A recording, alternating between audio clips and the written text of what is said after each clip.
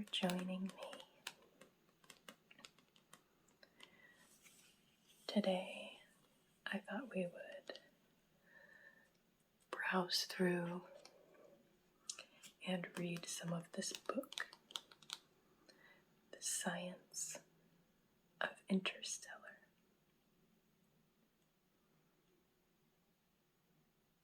Interstellar,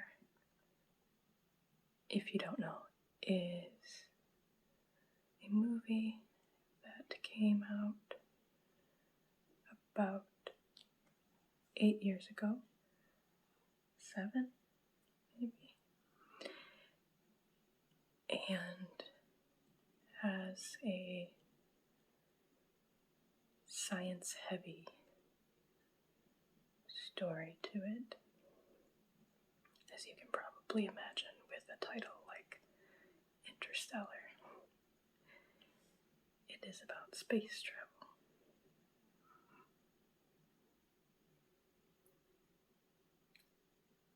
It's one of my favorite movies, and I love astrophysics.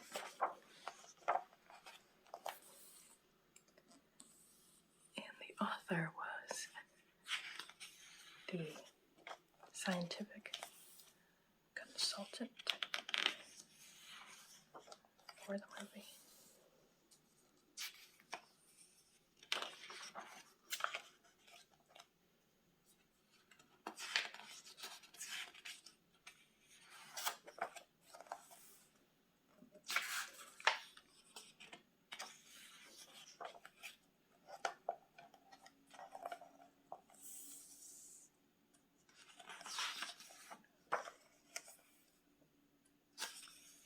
This is all about the movie making.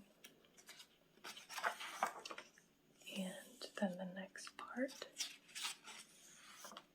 gets into the more scientific matters. Foundations. Our universe in brief. I might read this one.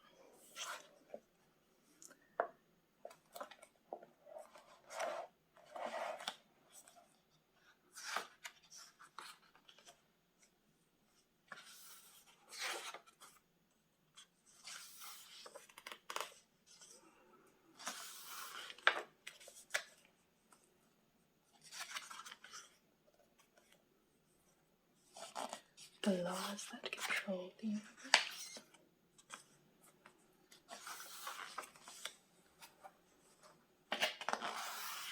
Warped time and space, and tidal gravity.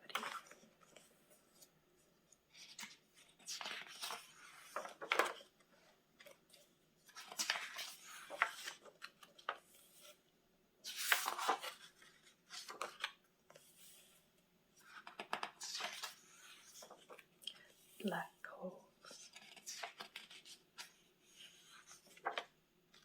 This chapter looks good too. But the visuals are sort of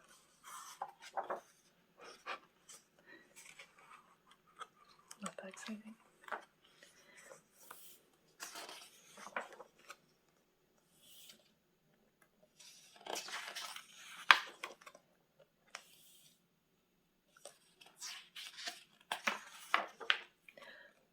Gargantua is the black hole that plays a part in the movie.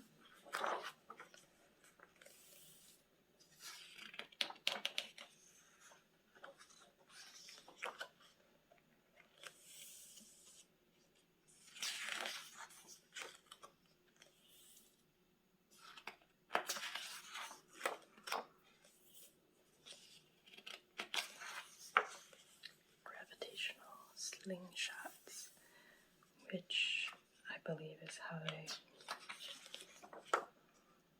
they use this at one point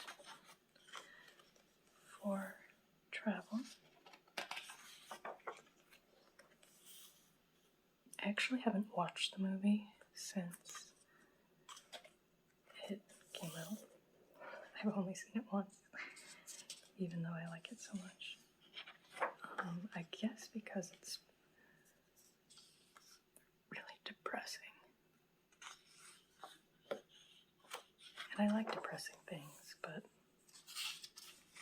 I don't know, maybe this one's more depressing in a way that I don't like to revel in.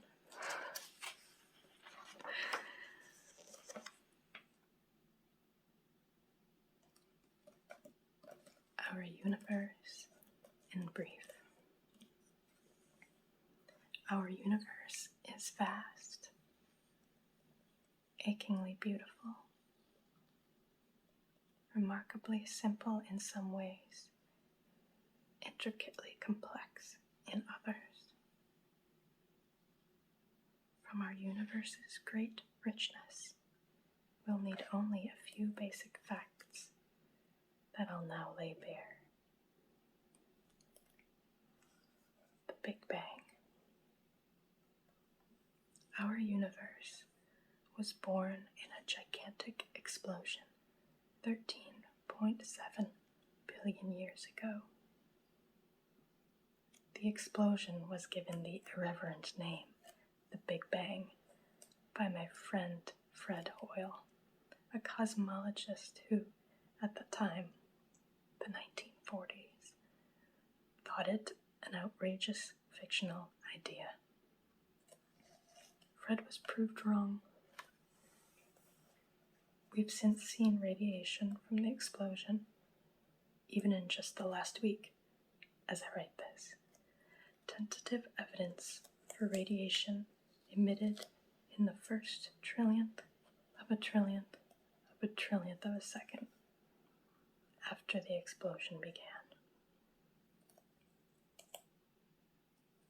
We don't know what triggered the Big Bang, nor what, if anything, existed before it.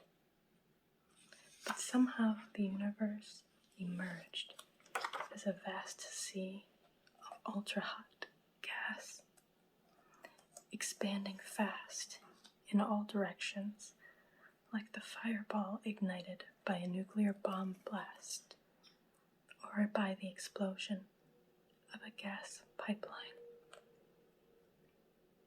Except that the Big Bang was not destructive, so far as we know. Instead, it created everything in our universe, or rather the seeds for everything. I would love to write a long chapter about the Big Bang, but with great force of will, I restrain myself. We don't need it for the rest of this book. Galaxies. As our universe expanded, its hot gas cooled. In some regions, the gas's density was a bit higher than in others randomly.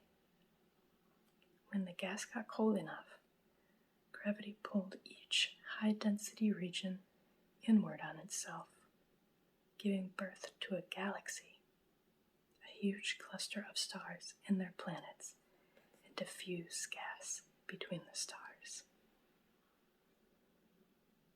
See figure 2.1.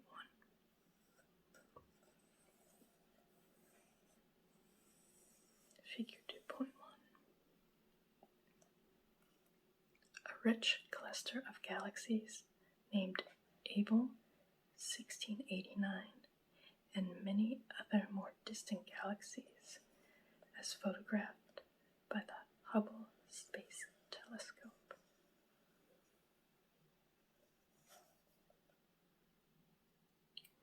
The earliest galaxy was born when the universe was a few 100 million years old.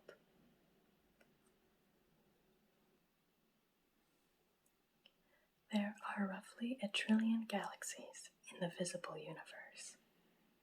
The largest galaxies contain a few trillion stars and are about 1 million light years across. The smallest, about 10 million stars and 1,000 light years across. At the center of most every large galaxy, there is a huge black hole. Chapter 5. One that weighs 1,000,000 times the sun's weight or more.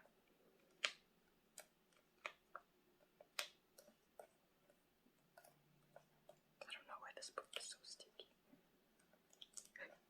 Maybe I'm sticky.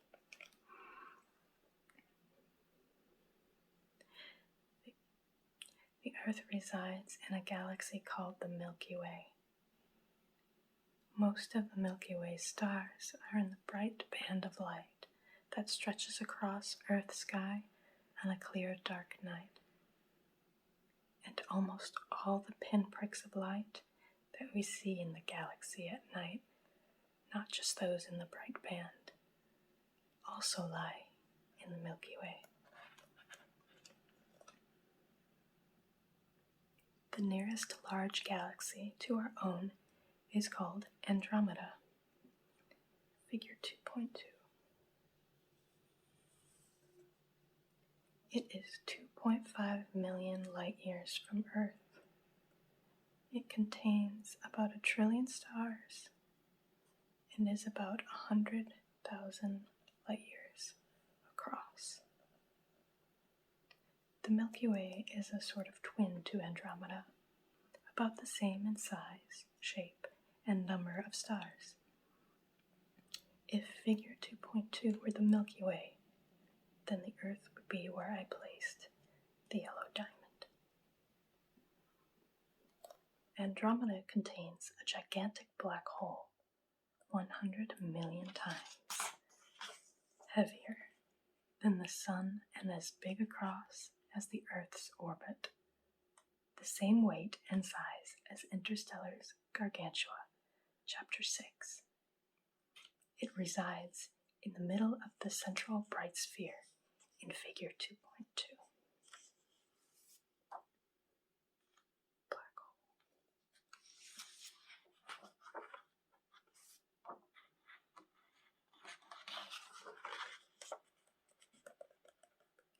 Solar system. Stars are large, hot balls of gas, usually kept hot by burning nuclear fuel in their cores. The Sun is a fairly typical star. It is 1.4 million kilometers across, about 100 times larger than the Earth. Its surface has flares and hot spots and cooler spots, and is fascinating to explore through a telescope. Figure 2.3. The Sun as photographed by NASA's Solar Dynamics Observatory.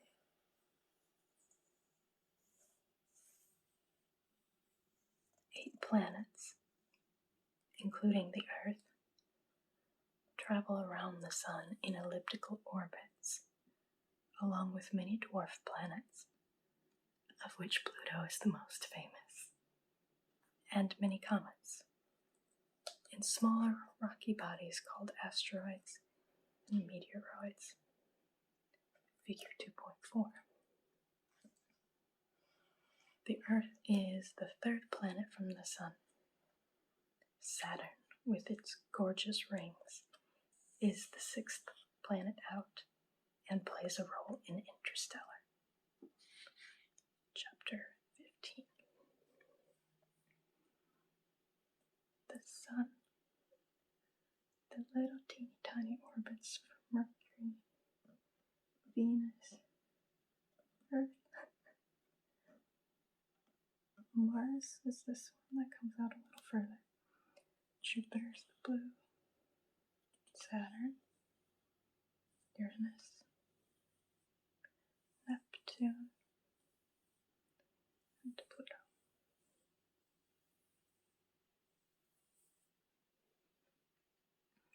The solar system is 1,000 times larger than the Sun itself.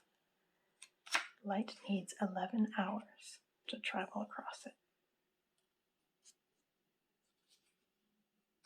The distance to the nearest star other than the Sun, Proxima Centauri, is 4.24 light years, 2,500 times farther than the distance across the solar system. In Chapter 13, I discuss the awful implications for interstellar travel. Stellar death, white dwarfs, neutron stars, and black holes. The Sun and Earth are about 4.5 billion years old, about a third the age of the universe. After another 6.5 billion years or so, the Sun will exhaust the nuclear fuel in its core, the fuel that keeps it hot. The Sun then will shift to burning fuel in a shell around its core, and its surface will expand to engulf and fry the Earth. With the shell's fuel spent and the Earth fried, the Sun will shrink to become a white dwarf star, about the size of the Earth, but with density 1,000,000 times higher. The white dwarf will gradually cool over tens of billions of years to become a dense, dark cinder.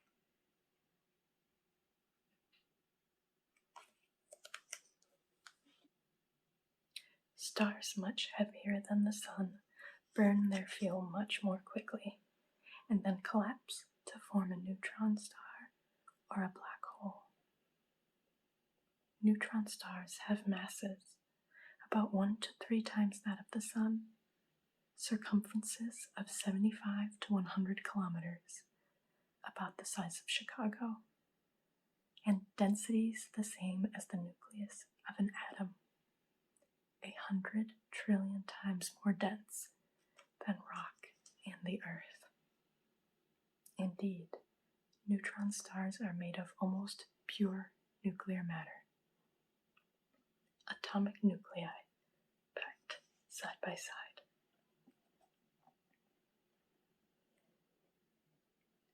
Black holes, by contrast, are made fully and solely from warped space and warped time. I'll explain this weird claim in Chapter 4. They contain no matter whatsoever, but they have surfaces called event horizons, or just horizons, through which nothing can escape, not even light. That's why they are black. A black hole's circumference is proportional to its mass. The heavier it is, the bigger it is. A black hole with about the same mass as a typical neutron star or white dwarf, say 1.2 times as heavy as the Sun, has a circumference of about 22 kilometers, a fourth of that of the neutron star, and 1,000th that of the white dwarf. See figure 2.5.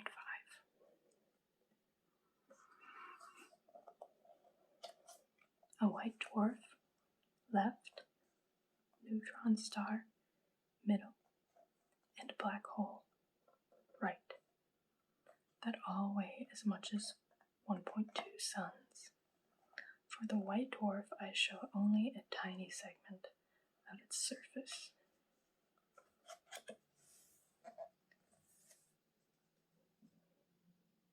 So I guess it would be more like this.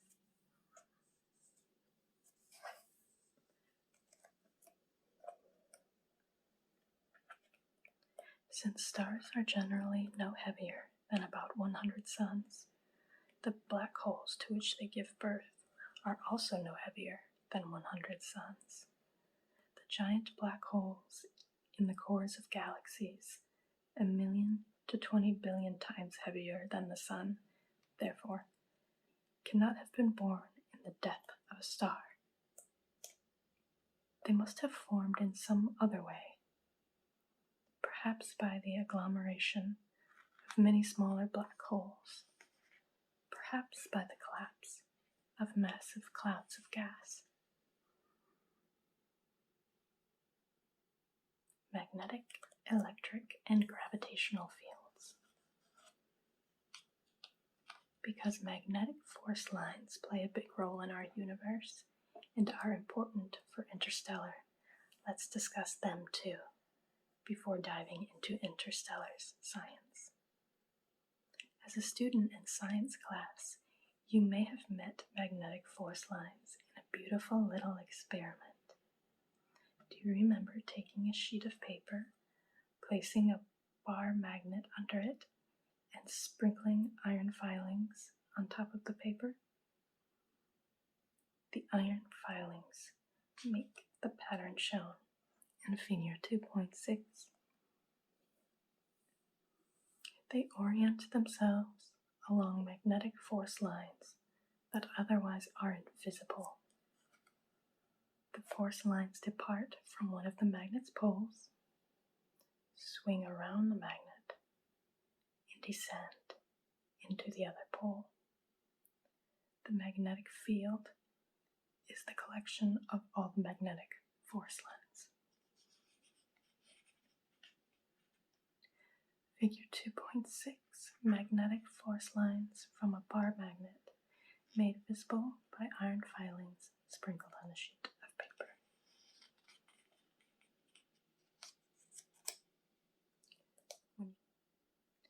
When you try to push two magnets together with their north poles facing each other, their force lines repel each other.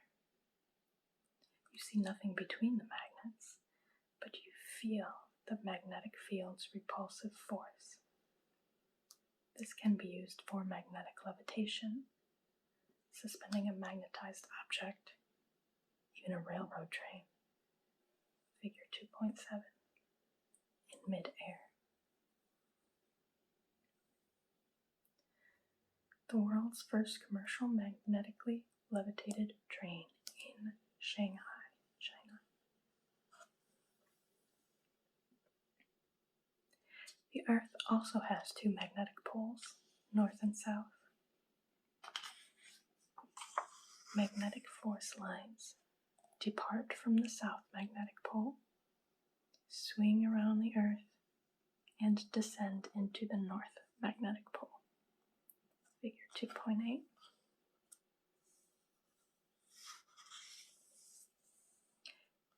These force lines grab a compass needle, just as they grab iron filings, and drive the needle to point as nearly along the force lines as possible.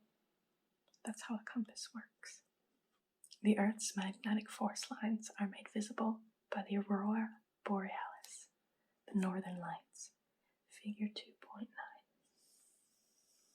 The aurora borealis in the sky over Hammerfest, Norway.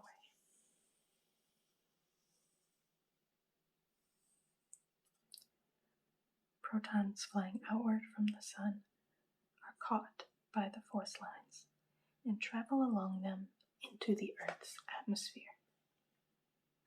There the protons collide with oxygen and nitrogen molecules, making the oxygen and nitrogen fluoresce. That fluorescent light is the aurora. Neutron stars have very strong magnetic fields whose force lines are donut-shaped, like the Earth's. Fast-moving particles trapped in a neutron star's magnetic field light up the force lines, producing the blue rings in figure 2.10. This is an artist's conception of a neutron star with its donut-shaped magnetic field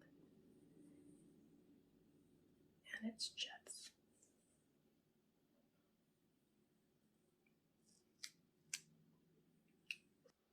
Some of the particles are liberated and stream out of the field's poles, producing the two violet jets in the figure.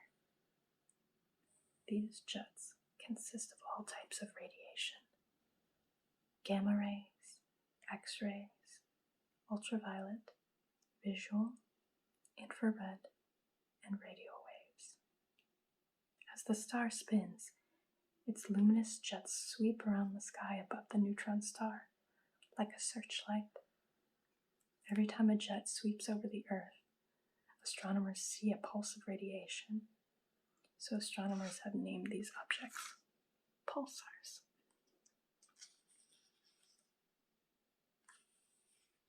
The universe contains other kinds of fields, collections of force lines, in addition to magnetic fields.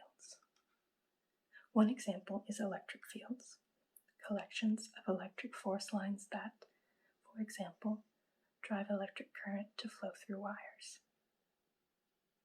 Another example is gravitational fields, collections of gravitational force lines that, for example, pull us to the Earth's surface. The Earth's gravitational force lines point radially into the Earth, and they pull objects toward the Earth along themselves.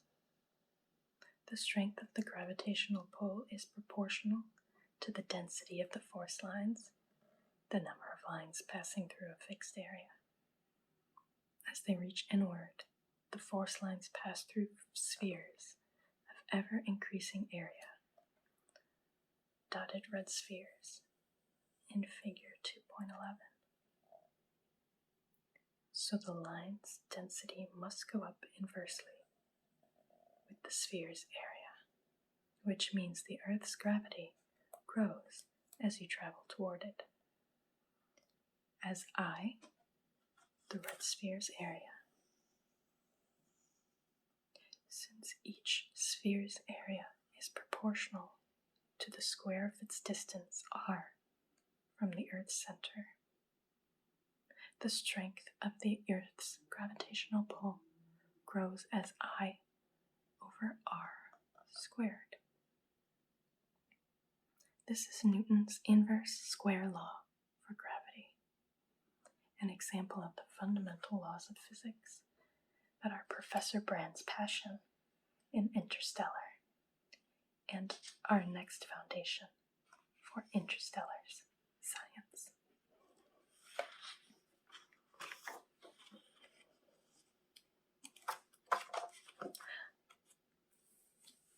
Thanks for joining me in this reading. I hope that you enjoyed, and I